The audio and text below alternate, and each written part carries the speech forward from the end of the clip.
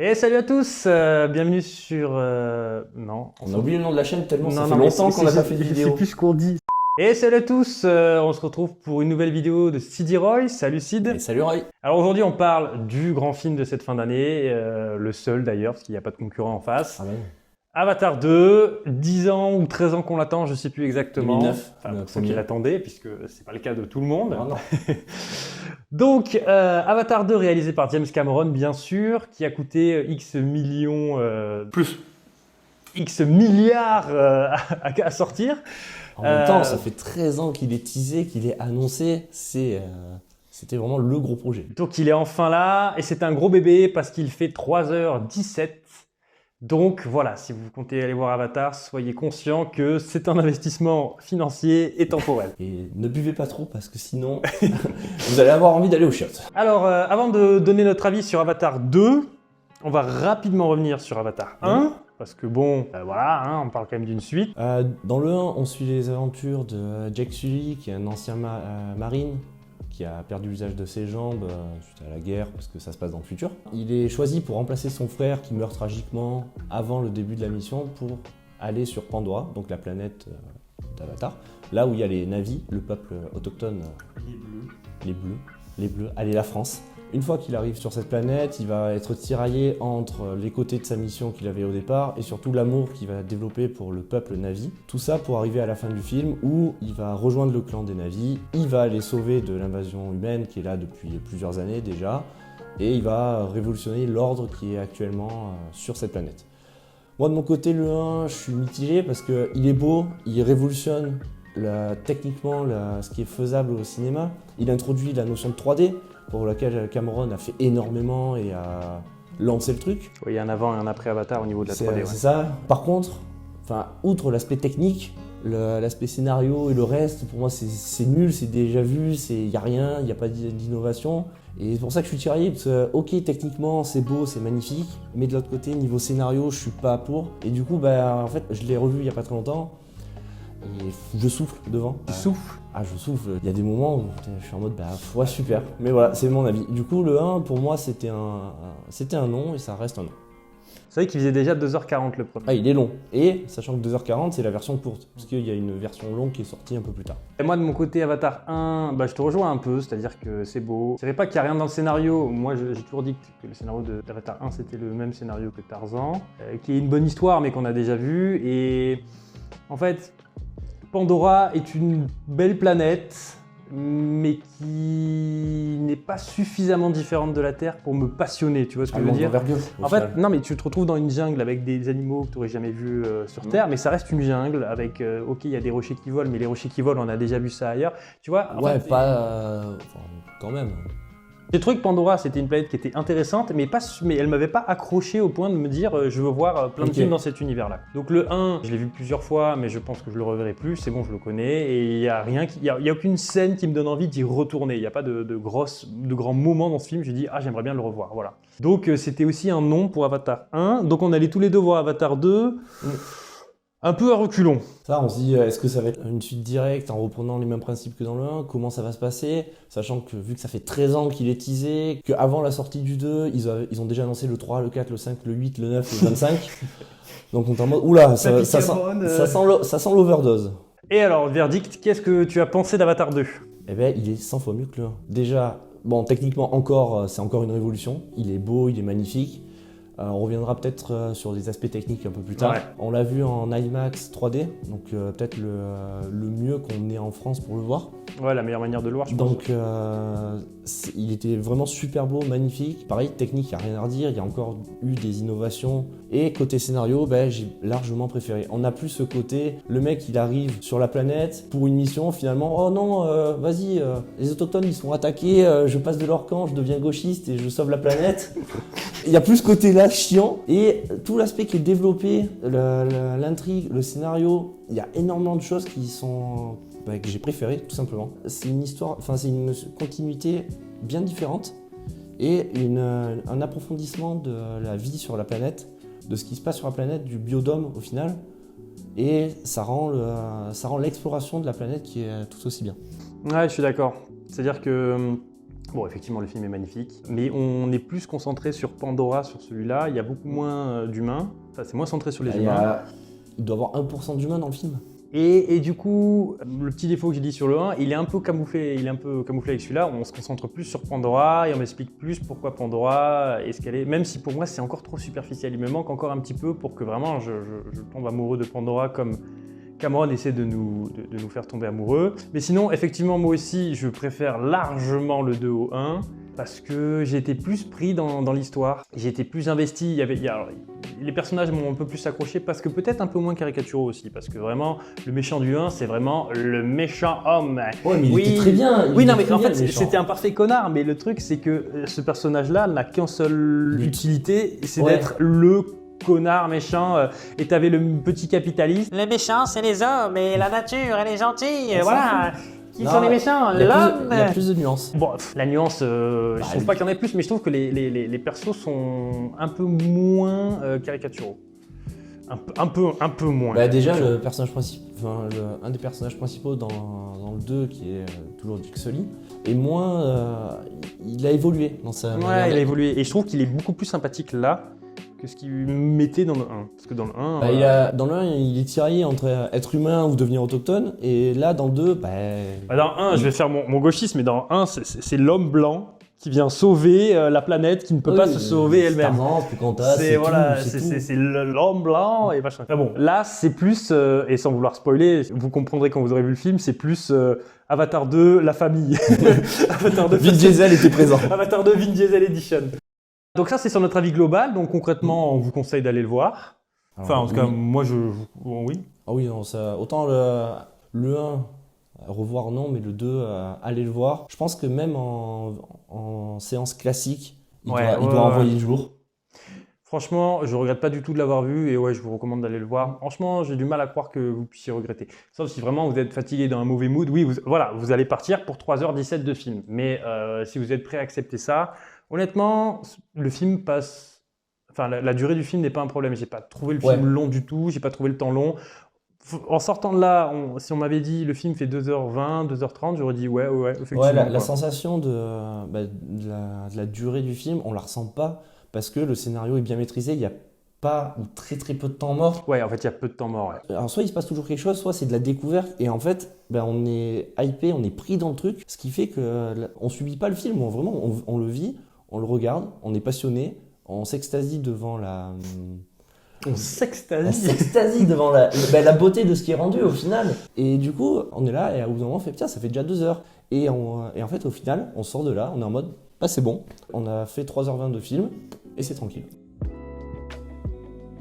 Donc là, on va peut-être rentrer maintenant dans une partie un peu plus dans le détail avec plus ou moins des spoilers. Je pense qu'on va rentrer dans une partie spoiler, mais pas forcément pour se concentrer sur le scénario, mais plus parce qu'on va, on va spoiler des détails dans le film. Mais j'essaierai quand même de prévenir ou de mettre un truc si vraiment on spoil un grand élément. On va revenir sur le truc principal, je pense, dont on a envie de parler, c'est sur la technique. Donc pour l'instant, il n'y a pas trop de spoil. Il faut savoir que ce film-là donc, est tourné en 24 images par seconde, comme classiquement un long métrage de cinéma, mais qu'il intègre pas mal de scènes entièrement faites en images de synthèse, comme c'était le cas dans le 1. Mais bon, là, poussé vraiment. Ouais, là, c'est vraiment poussé à l'extrême. Et que ces scènes-là, du coup, sont en, je crois, si je dis pas de conneries, mais je crois qu'elles sont en 60 images par seconde. Non, mais je crois avoir vu ça. Ouais, je le fous. On est Jean-Michel à peu près. Hein. À peu presque. Jean-Michel, à peu près. Donc oui, on a bien confirmation. Donc les scènes entièrement numériques sont en 60 images par seconde. Et du coup, le film va alterner entre des scènes à 24 et des scènes à 60 images seconde, ce qui vraiment crée un décalage. Tout le temps. Mais vraiment, je vais dire, dégueulasse à l'écran. C'est-à-dire qu'il y a une scène d'un coup qui va être extrêmement trop fluide, parce qu'on passe du 24 à du 60, et après, ou alors on passe du 60 au 24, et d'un coup on a l'impression que l'action elle est hachée, et même les scènes en 60 fps, en 60 images secondes, on va dire fps, voilà. Du coup, le mouvement est trop décomposé, et ça rend le mouvement pas réaliste.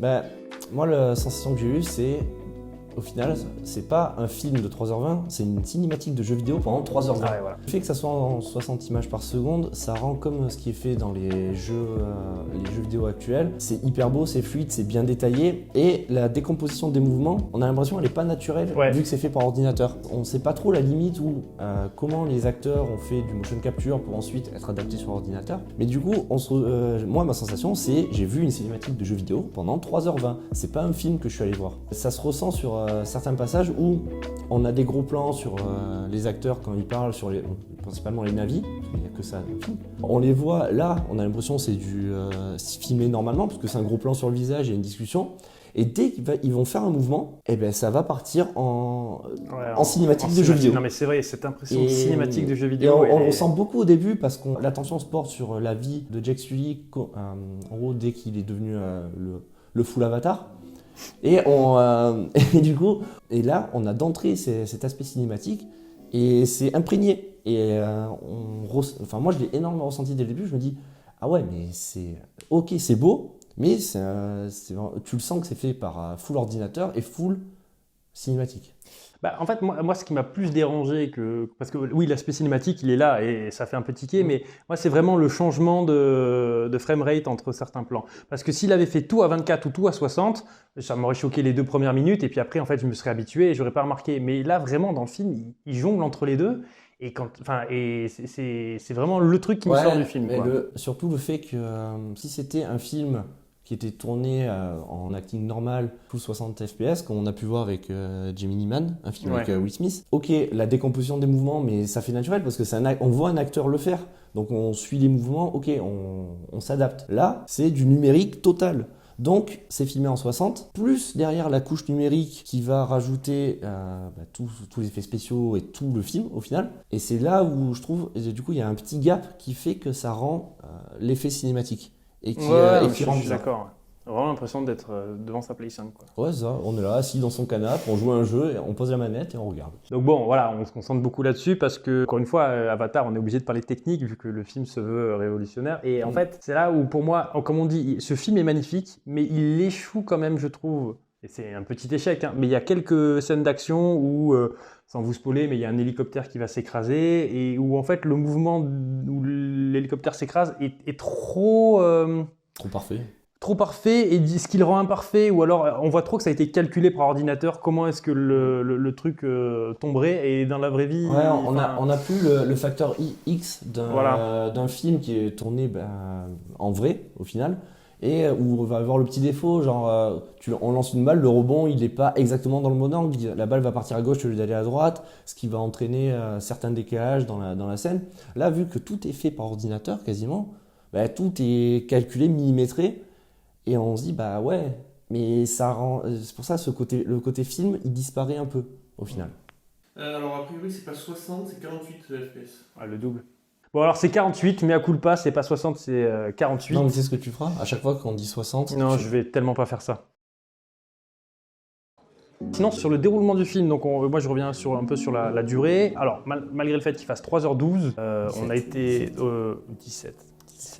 On a été assez unanime sur le fait que la première heure, en tout cas le premier tiers du film, a l'air totalement rushé. Ce qui est un peu paradoxal, sachant que c'est un des films les plus longs que vous verrez de cette année, ou même, c'est un des films plus longs en général. Et malgré tout, son premier acte, les scènes, en fait, elles n'ont pas le temps de respirer. Je dirais pas que c'est qu'il manque des scènes au début, je dirais que c'est que dès que la scène elle a fini à la microseconde ce qu'elle est censée nous dire, on passe à la suivante. Il n'y a pas ces 2-3 secondes après un dialogue où on respire un peu, on voit un personnage marcher et on passe. Non, il a dit une phrase, on passe dans un autre élément, dans un autre événement, à un autre événement, à un autre événement, à un autre événement. Et un peu dur, la première heure... Ouais, ça enchaîne très très vite. Après, avec le scénario, ça se comprend de pourquoi ça enchaîne. Mais du coup, le rythme est très très intense et donc il faut s'accrocher pour pas poursuivre parce que les dialogues, les scénarios et je dirais pas qu'il faut s'accrocher, mais je dis que ça peut rebuter quoi. Oui, voilà, faut savoir ça et pas dire ah putain mais je m'en prends plein la tête, qu'est-ce qui se passe? Ouais, c'est pas ça pendant 3 heures. Parce qu'après, le milieu du film, la deuxième partie, pardon, là, il prend le temps de mettre des scènes, ça s'appelle La Voix de l'eau, donc des scènes dans l'eau. Il y a pas mal de scènes qui prennent le temps pour le coup. Ouais, c'est un peu ce qu'il y avait dans le 1, par moment, quand on découvrait la forêt. La forêt En fait, là, on découvre l'eau. Et il s'est fait plaisir en filmant des scènes. Genre, il y en a qui sont super, comme le moment où il est sur l'espèce de baleine, il tend le bras vers le bas, mais en fait... Ah oui, celle-là est magnifique. La scène, quand vous la verrez, vous comprendrez, mais à décrire, elle est un peu spéciale. Mais il y a cette scène-là, vraiment, elle est superbe, elle est magnifique. La sensation de découvrir la forêt, découvrir la faune et la flore dans le 1, là, tout ce passage-là, on a la même chose dans celui-là, avec on va dire l'espace où ils sont différents. Et c'est un espace où juste on profite de ce qu'ils ont créé numériquement et de la planète qu'ils ont créée. Et j'ai envie de dire, c'est un peu là que je trouve les films Avatar le plus fort en fait. C'est quand il n'y a pas d'enjeu, quand il n'y a pas vraiment de némésis, quand le film prend le temps de se poser et de nous montrer cette planète avec un nouvel univers, ou comment fonctionnent les navis, etc. C'est là que le temps est très rapide. Et je trouve, le 2 a encore un peu ce problème, je trouve que la menace est un peu superficielle. Parce que dans le 1, c'était les grands méchants qui veulent trouver un matériau rare. Et là, en gros, dans le 2, c'est un baleinier. Oui, alors, baleinier, il y a quand même une raison pourquoi, mais... Ouais, mais... Bon, voilà, c'est pas... Enfin, en fait, c'est pas... Je me dis... Ça va peut-être être le cas de certains, mais je me disais pas, bon, c'est bien ta planète, mais envoie-nous un peu des méchants. Je me disais pas ça, j'avais pas hâte que les méchants arrivent. Non, c'est comme dans le 1, c'est genre Martine va à la plage. Là, c'est les navis vont à la plage, et voilà, il y a toute une saison... Les vacances de Jack Sully à la plage. La famille Sully part à la plage. Mais c'est ça, et du coup, en fait, on kiffe regarder ce qu'ils vivent à l'instant T, parce que pour eux, pareil, c'est un peu une découverte, parce que c'est des navis de la forêt, et là, ils vont chez les navis de l'eau. Donc, ils découvrent totalement, ils ne sont pas adaptés à ce système, à la manière de vivre des autres. Et c'est pas comme dans le 1 où Sully, il devient un avatar, donc au départ c'est un humain, et il apprend à devenir un navi de la forêt. Là, je trouve la manière d'aborder le truc et de l'amener bien meilleur que dans le 1 et de cet aspect-là. Et lui, c'est totalement logique qu'il ne les connaisse pas, parce que oui, Oui. il est relativement nouveau chez les navis, et donc il ne connaît pas tout. Le fait que sa famille ne connaisse rien, ça m'a un peu perturbé début. Les enfants, Non, mais qu'à quel point ce soit enclavé à ce point-là. Ouais, mais c'est... regarde, la mère, elle savait les trucs, mais elle connaissait pas tout. Ouais. Et les enfants, ils ont moins de 20 ans. Enfin, ils ont moins de 10 ans. Mais bon, ils sont... Tu nous parles d'un temps que les moins de 20 ans ne peuvent pas connaître. Exactement. Mais du coup, ils sont adultes, mais ils ont moins de 10 ans. Et du coup, c'est marrant. Et ils connaissent pas tout ça, ils le découvrent. Ça peut se rapporter dans la vraie vie, genre un enfant qui découvre la première fois la montagne, la neige, il est en mode oh putain, je viens du Sahara, je découvre la neige, qu'est-ce qui se passe? Excellente transition, Sid, pour les personnages du film. C'est parti. Qui est pour moi un des points forts du film, parce que dans le 1, on se concentrait un peu trop sur juste Jake Sullivan. Mais là, on se concentre... Enfin, Jake passe un peu au second plan. C'est la famille. Il reste l'élément liant, mais j'ai envie de dire que les personnages principaux de ce film sont ses enfants. Oui, Au totalement. nombre de 4. Et en fait, ça nous permet d'avoir plusieurs points de vue différents sur cette nouvelle situation pour la famille, avec des caractères différents. Et au final, j'aime bien Non, mais les personnages sont très bien écrits et ils sont mieux écrits et mieux gérés que dans le 1 où tout le monde est à sa place. Il n'y a que Jake qui est entre les deux, mais du coup, ça rend tout le monde bien. Là vraiment, ils sont tous amenés à changer d'avis, à faire des choix différents. Ouais. Et ça rend... Et ils sont mieux écrits. Là, ce que j'aime bien aussi, c'est que tout au long du film, il crée des petits groupes entre tel et tel personnage et tel et tel personnage, et puis dans la scène d'après, les groupes sont mélangés, et ça donne une impression vraiment de cohésion globale, et donc ça aide en fait à vraiment sentir qu'on vient de rejoindre, nous aussi spectateurs, une nouvelle tribu, et on est aussi perdu que sa famille, mais via divers points de vue différents, qui pourront être le point de vue de chaque spectateur selon sa sensibilité. On arrive à retrouver un point d'accroche, et on arrive à se lier avec cette nouvelle tribu.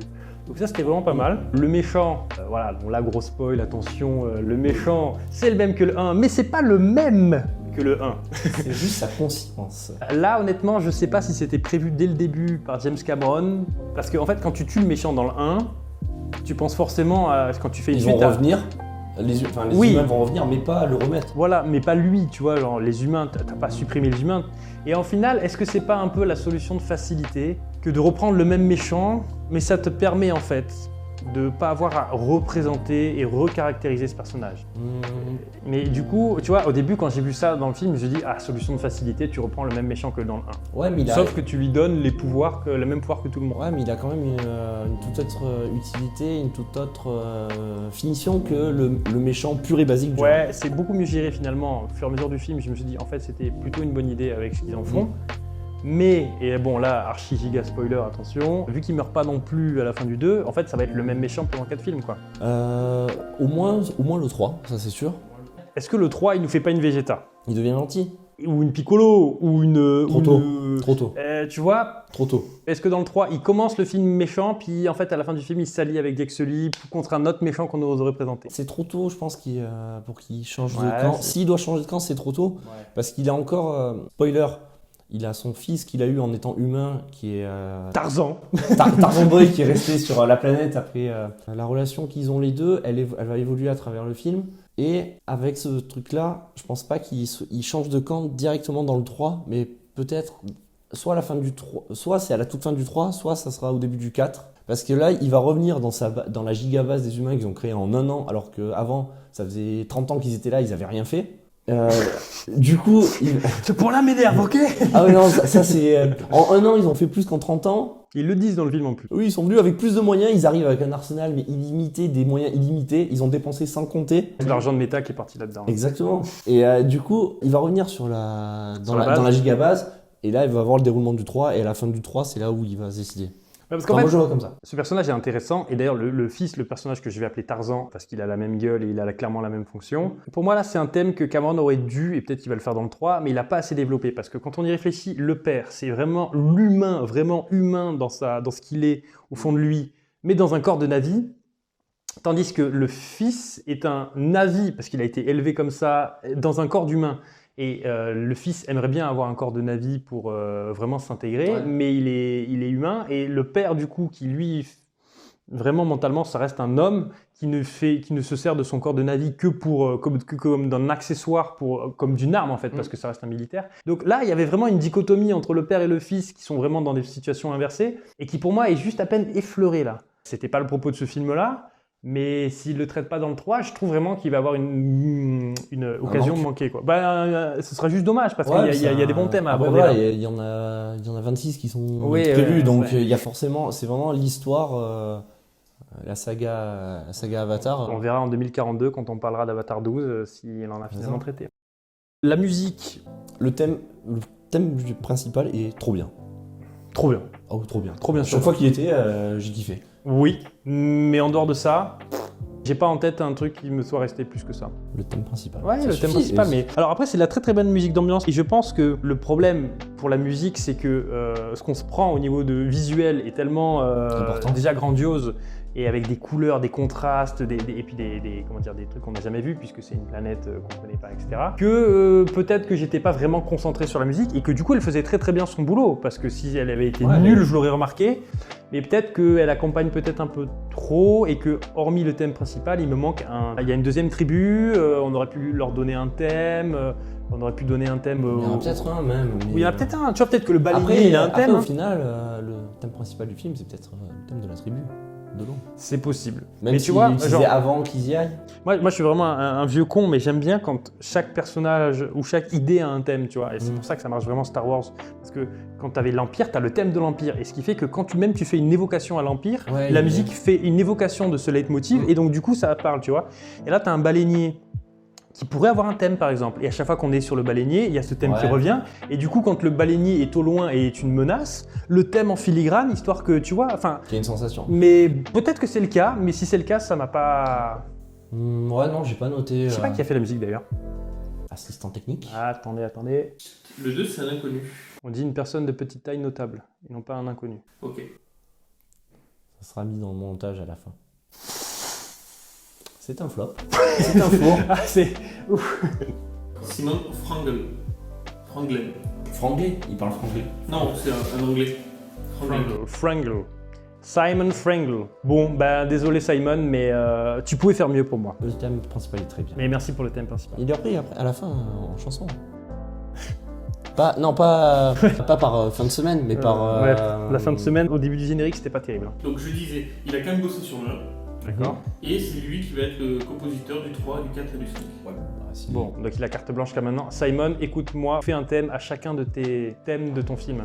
Des personnages, Ou des idées. Quand c'est les méchants, fais un thème pour les méchants. Quelle récompense? Que du technique. Il aura full récompense technique. Tu vois, par exemple, pour moi, tu peux pas donner à ce film-là meilleur scénario. Tu peux pas donner meilleur acteur, c'est compliqué puisque tu sais pas. Il y a 2 scénarios. Original. Oui, non, mais et même meilleur cadreur, meilleur machin et tout. Pour moi, tu peux faire la meilleure. Meilleure technique, juste. Bon, après, meilleur mixage son, c'est pas lui qui l'aura. C'est pas lui. Ouais. Il y a un moment où la salle elle a tremblé parce que. Ouais, mais il y a un meilleur film que ça cette année. Il y a un meilleur mixage son. Ah bon? Oh, je le citerai pas. Ah bon? En termes de récompense, il peut aspirer à tout ce qui est technique. Et, ça va être Avatar 2, Avatar 2, Avatar 2, chèque de 10 000, Avatar 2, Avatar 2. Il va être nommé dans le meilleur film quand même parce que tu vois, Oui, il va être globalement, nommé. moi je le donnerais pas, mais ce serait pas choquant qu'il soit nominé Non. et que pour la globalité, tu te dises au final c'est un des meilleurs films de l'année. Moi, je ne donnerais pas l'Oscar du meilleur film. Je lui donnerais le Game Awards des meilleures cinématiques. et après, on est bon. Donc voilà notre avis sur Avatar 2, La Voix de l'eau. Oui. La Voix de l'eau. Ma foi, oui, allez le voir. Hein. Même après tout ce qu'on vient de dire, on vous répète, on vous recommande d'aller le voir. C'est des infimes. Au final, nous, ce qu'on lui reproche, Ouais, c'est 1 ou 2% du film et c'est des petits défauts sur la globalité du truc. Ça, C'est juste notre avis. Ok, ça va. On a kiffé dans la majorité du film. Ouais. C'est juste, voilà, on est peut-être. Il y a certains points qui nous ont choqués, un peu déçus. Ou, C'est toujours dans plus ce facile de système-là. relever les petits Ouais. points de détail qui nous plaisent pas que de dire encore et encore, finalement, on a passé un bon moment. Ceci dit, je pense pas qu'il va faire autant en termes d'entrée que le 1. Parce que le 1, il y a eu un engouement et ça s'était emballé. Et là, Il a tout explosé. moi, je pense qu'il va bien marcher, mais qu'il va faire... Genre, Avatar 1, c'est le record. Ou il a été dépassé par Endgame. Ça a été le record. Endgame l'a dépassé. Ils ont ressorti Avatar et Avatar, et du coup, est repassé devant. Il va exploser Avatar. Oui, mais Endgame, il va ressortir et puis voilà, ils vont se tirer le bout. Donc pour moi, franchement, je le vois. Et je crois que Avatar, c'était 1 milliard, quelque chose et quelques. Là, il va peut-être faire genre 600-700 millions, ce qui sera vraiment très très bien. Sauf que depuis 2019, on est 2 milliards de plus sur Terre. Donc, Oui, mais plus personne va au ciné. pour moi, il dépassera largement. Bah écoute, le pari est pris. Moi, je pense qu'il va bien marcher. Ça va être honorable. Suffisamment pour le feu vert pour Avatar 3, 4, 5, 6, 7, 8, 9, 10, 11, machin, bref, on verra. Mais je pense pas qu'il y aura le même engouement que ce qu'il y avait eu pour le premier. Tu vas le voir, tu vas amener tous tes gosses ou quoi, Ouais, mais 3h12, 3h17. 3h17. C'est peut-être le. C'est peut-être point ça qui va intelligent. qui va le freiner. T'inquiète, ils sortiront en coupé sur TF1.